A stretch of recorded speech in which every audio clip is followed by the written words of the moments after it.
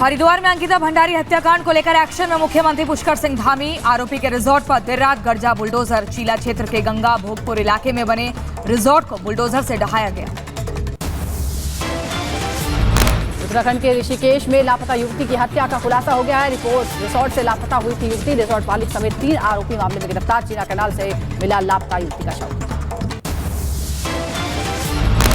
अंकिता की हत्या की बात सामने आने पर लोगों का गुस्सा फूटा। नाराज लोगों ने किया हंगामा। रिजॉर्ट में की तोड़फोड़। हत्याकांड के विरोध में ऋषिकेश में सड़क पर उतरी महिलाएं। पुलिस की गाड़ी का किया घेराव। अंकिता को इंसाफ देने की मांग की। देहरादून में भी अंकिता हत्याकांड को लेकर प्रदर्शन। देहरादून की सड़कों पर उतरे लोग। जुलूस निकालकर दोषियों को फांसी देने की मांग की। अंकिता हत्याकांड पर बोले उत्तराखंड के डीजीपी अशोक कुमार। कहा, अंकिता के हत्यारों पर हत्या और साक्ष्य छिपाने की धाराएं बढ़ाई गई हैं। एसडीआरएफ की टीम शव तलाशने में जुटी है, जो फिलहाल बरामद कर लिया गया है। का मालिक है, यही इसमें अक्यूज निकला। तो मालिक पुलकित सहित तीनों अक्यूज लोगों को गिरफ्तार कर लिया है।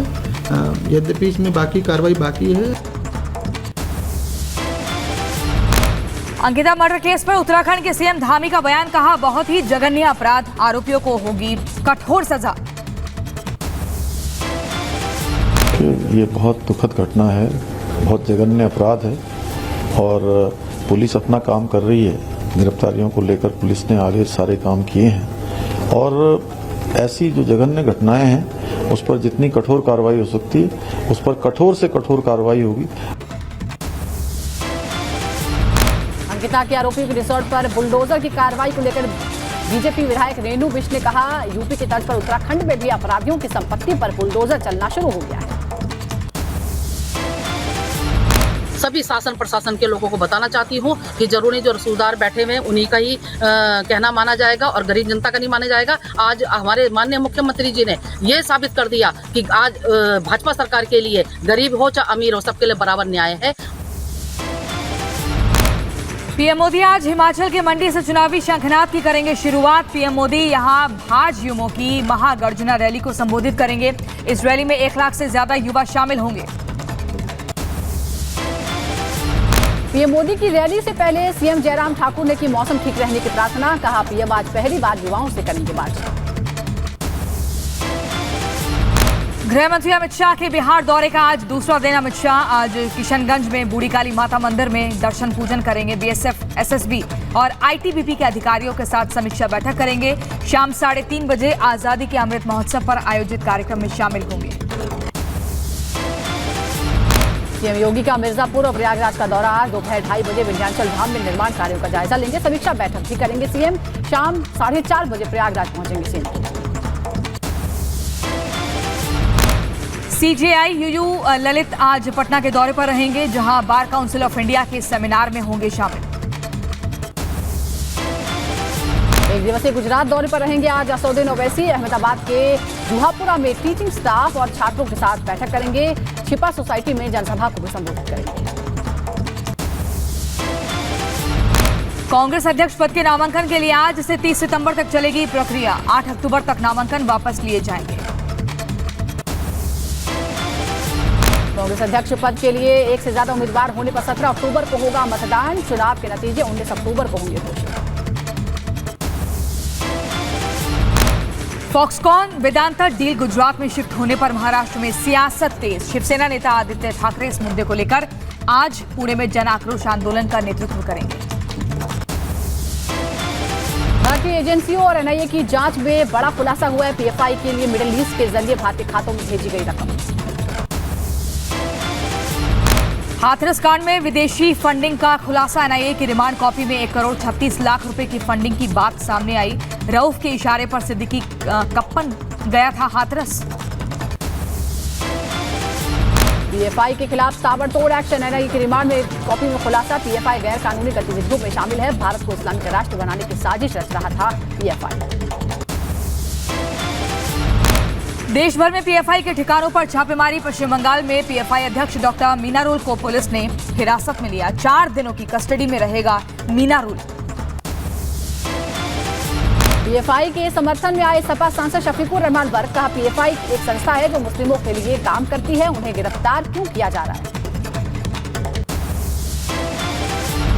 केरल में पीएफआई कार्यकर्ताओं का जोरदार प्रदर्शन, 57 बसों में तोड़फोड़ और पत्थरबाजी, 11 कर्मचारी घायल हुए, 3 आम नागरिक भी घायल। पुलिस ने 197 लोगों को हिरासत में लिया।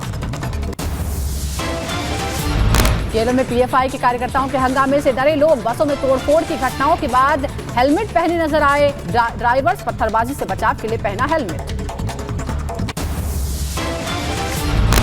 पुणे में भी पीएफआई कार्यकर्ताओं के हंगामे के बाद पुलिस का कार्रवाई, पीएफआई के करीब 40 सदस्यों को हिरासत में लिया गया।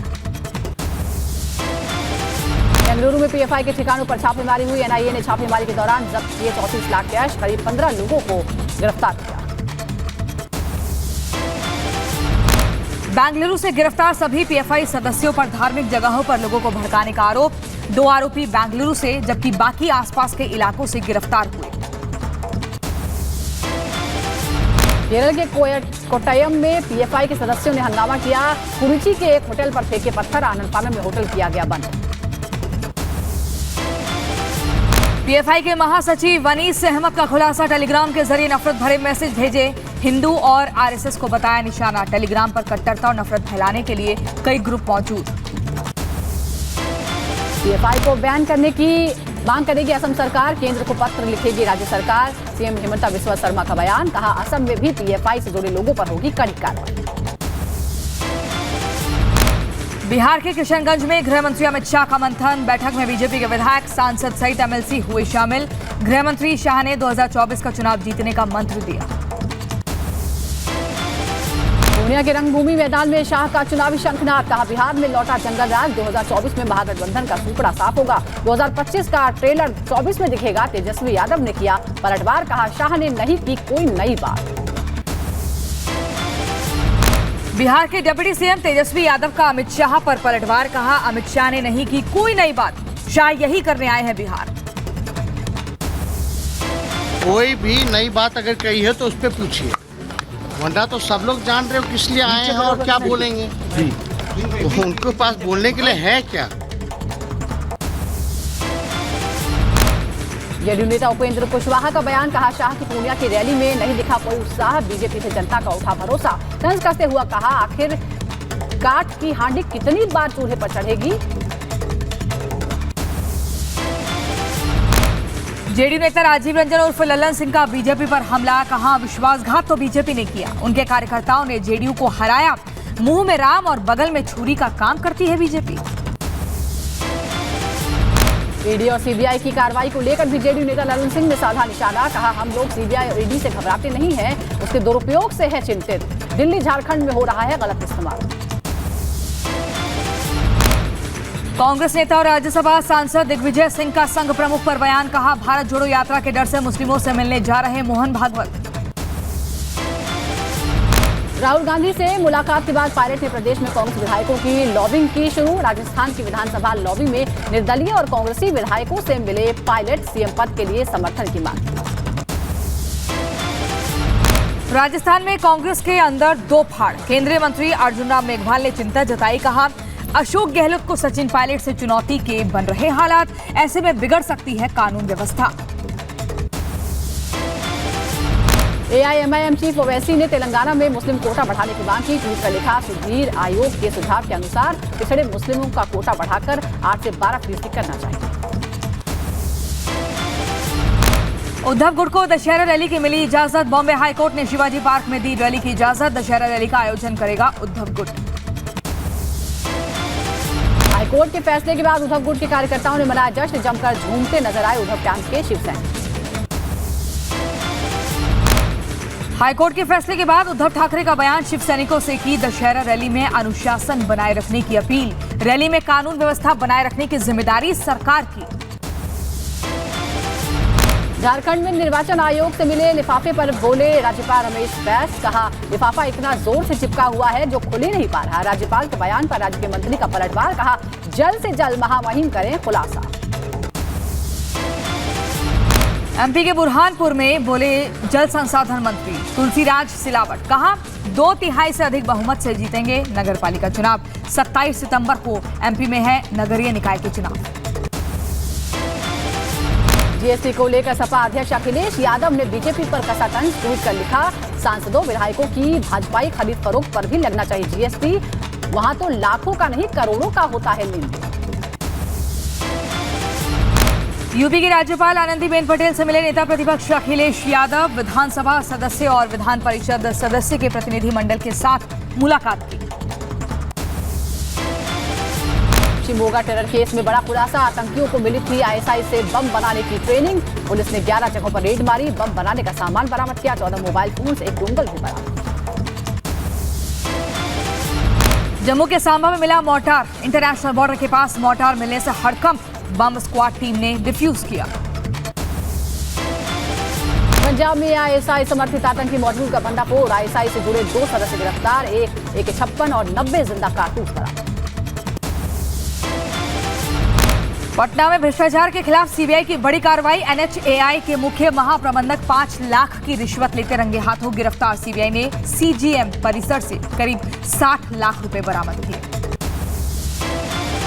माफिया मुख्तार अंसारी को बड़ा झटका। 23 साल पुराने गैंगस्टर केस में 5 साल की सजा, 50,000 रुपए का जुर्माना भी लगाया गया। इलाहाबाद हाईकोर्ट की लखनऊ बेंच का फैसला। मुख्तार के भाई अफजाल पर भी आरोप तय। 13 अक्टूबर को होगी सुनवाई।